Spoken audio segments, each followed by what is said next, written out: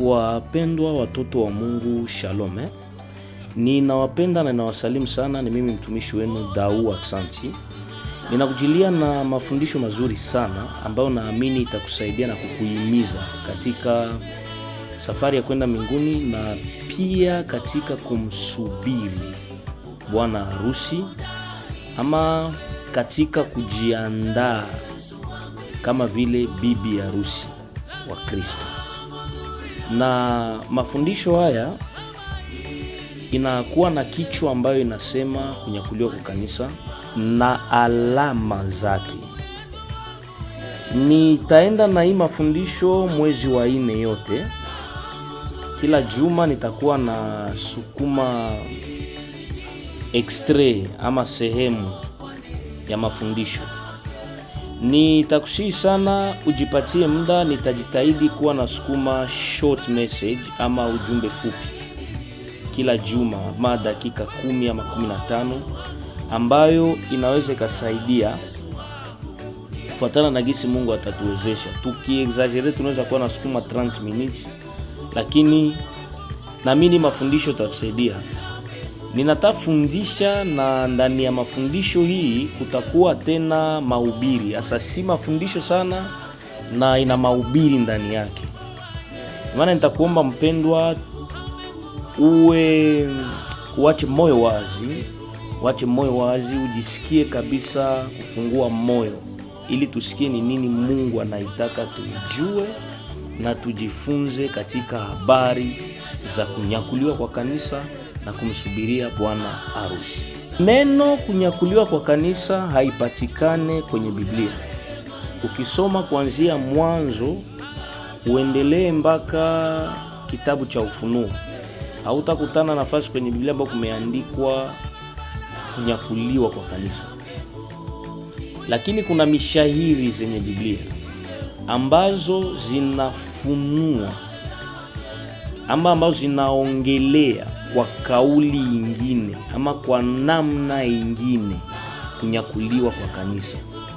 Ni neno ambalo ni kweli na ni amina,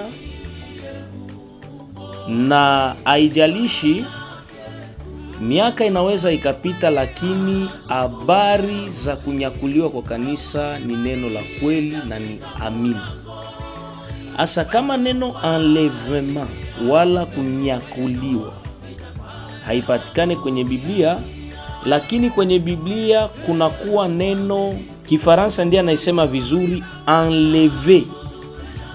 Neno enlever ama enlèvement haiko kwenye Biblia, lakini neno enlever inapatikana kabisa katika Biblia, maandiko matakatifu ya Mungu. Kwenye Watesalonika sura 4 mstari wa 17, Biblia inasema hivi: kisha sisi tulio hai tuliosalia tutanyakuliwa pamoja nao katika mawingu. Nilikuwa nikitafuta neno tutanyakuliwa. Kunyakua kwenye Kifaransa inaitwa ku-enlever. Ndio ile ambao kunyakuliwa tukiongea kwenye Kifaransa inaitwa enlèvement. Kunyakuliwa inaitwa enlèvement.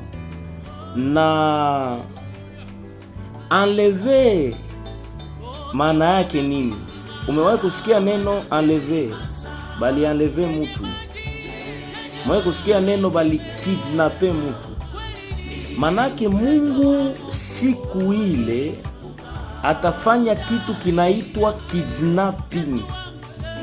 Mimi na wewe siku inakuja huku mbele, hatujui ni siku gani ambayo tutanyakuliwa, lakini ile kunyakuliwa kwa kauli nyingine inaitwa kukua kidnapper. Manake Mungu atatukidnapper, atafanya kidnapping kututoa katika dunia. Hapa uanze uone hiyo siku itakuwa siku ya namna gani, itakuwa na mshangao wa namna gani.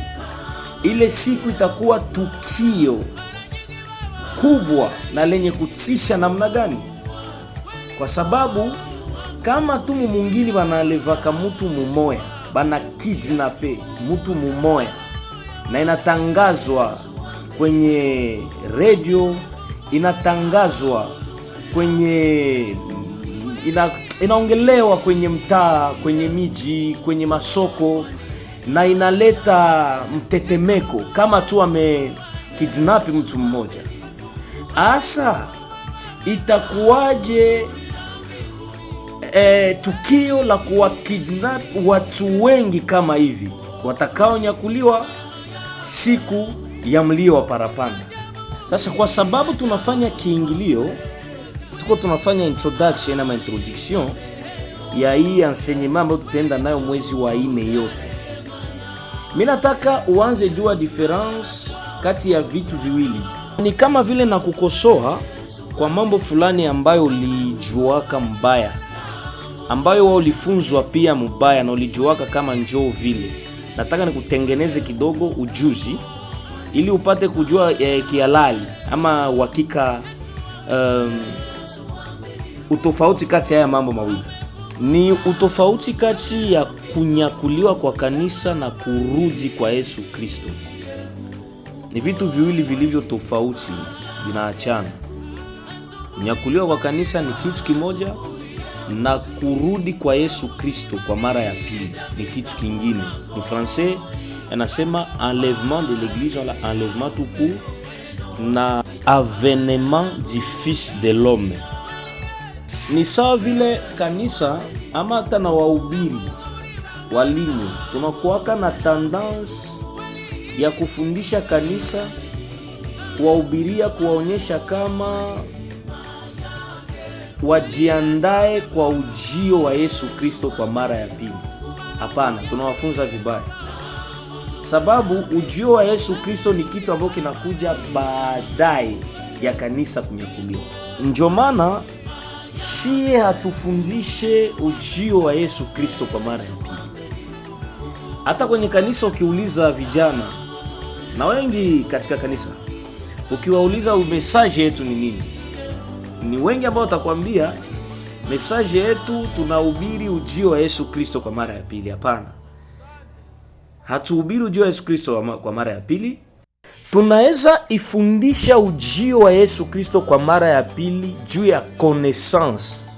Ni kama vile tunaweza ifundisha mukadre ya enseignement eschatologique kufuatana na kalenda ya kiunabii ya Mungu ama calendrier prophétique ya Mungu. Lakini hatuifundishe ili kwamba watu kanisa leo tunasubiria ujio wa Yesu Kristo kwa mara ya pili.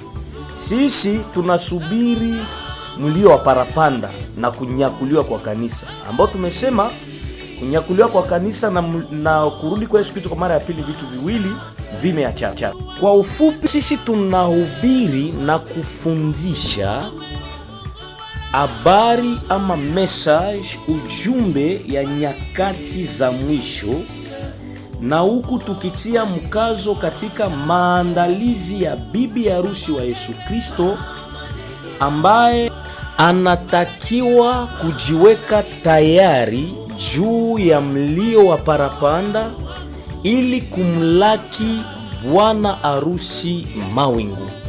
Donc kunyakuliwa kwa kanisa nayo ni alama yenye inatangulia kurudi kwa Yesu Kristo kwa mara ya pili. Manake siku kanisa itanyakuliwa, wale ambao watabaki duniani wengi watajua na kusema wale wana ujuzi wa neno watajua na kusema hivi kanisa imenyakuliwa. Manake siku si nyingi Yesu Kristo anataka rudi mara ya pili. Nataka tena ujue hivi kwamba Mathayo 24 inaongelea alama za kurudi kwa Yesu Kristo kwa mara ya pili. Sijui kuna mtu ananisikia? Mathayo 24 inaongelea alama za kurudi kwa Yesu Kristo kwa mara ya pili. Manake mitume walipokuja kumswali Yesu Kristo, akimupa maswali, hawakumuuliza alama ambazo zitaonyesha kunyakuliwa kwa kanisa. Walimuuliza alama ambazo zitaonyesha ujio wake wa mara ya pili na mwisho wa dunia. Lakini sasa kwa sababu hizi event mbili ama hizi evenema mbili zinatembea pamoja, kanisa kwa kujifunza mambo yanayohusu kunyakuliwa kwa kanisa inatakiwa zile alama ambazo zinatangulia kurudi kwa Yesu Kristo kwa mara ya pili, ni alama ambazo zinapiga kelele kwa Wakristo, kuwajulisha kama hizi alama zimeonekana, manake kunyakuliwa kwa kanisa kunaweza tokea n'importe quel jour. Kunaweza tokea, haijalishi siku, hatujue siku, hatujue saa, inaweza ikapiga sana saa parapande, inaweza ikalia. Sio kwa sababu ya alama ambazo Yesu alizipana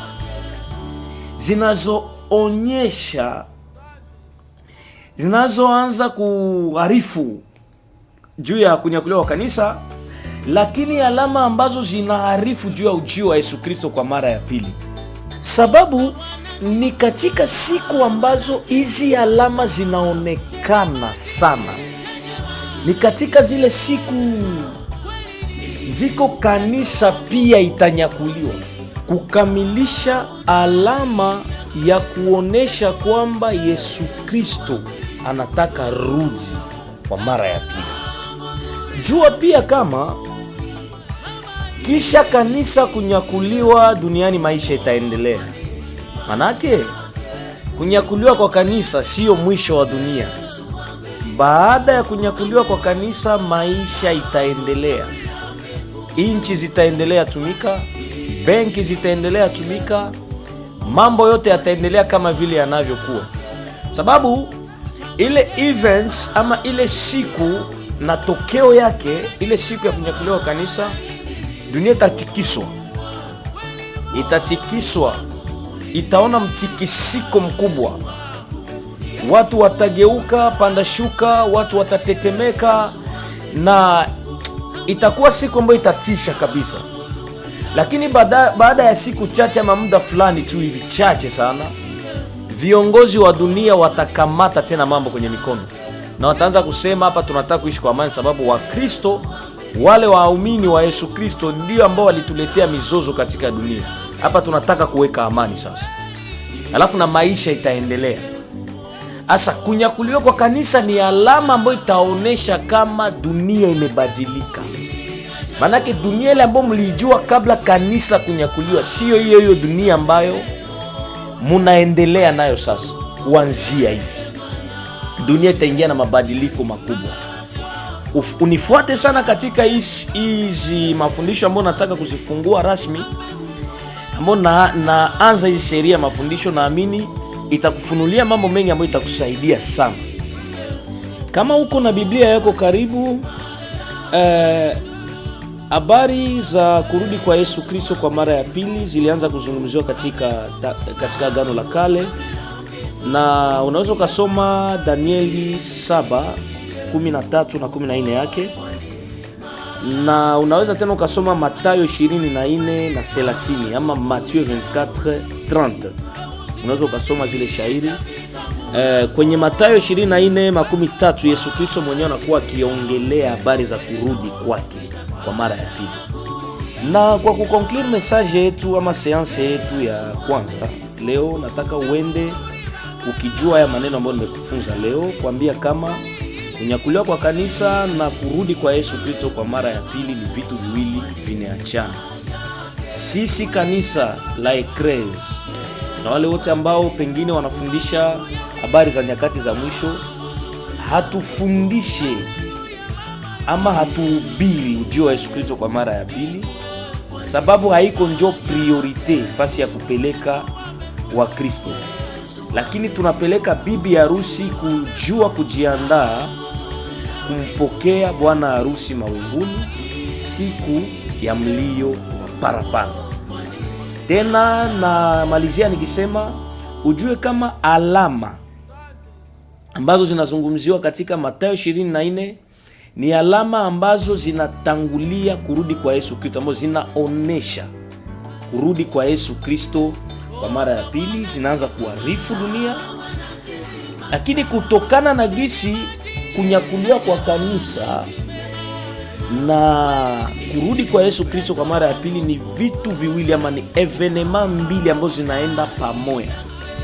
Ndiposa Mkristo anatakiwa kukesha. Unapoona alama zinazotangulia kurudi kwa Yesu Kristo kwa mara ya pili zinaonekana, tunatakiwa kujua kwamba kanisa inaweza kanyakuliwa kwa muda wowote ule, kwa sababu inatakiwa kanisa inyakuliwe pia kama vile alama ya kuanza kuonesha kwamba Yesu Kristo anataka kurudi sasa kwa mara ya pili.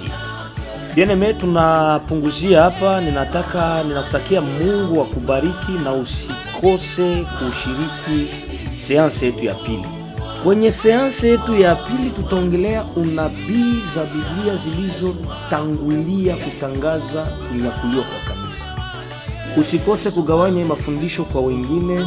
Bwana kubariki katika jina la Yesu Kristo. Amen.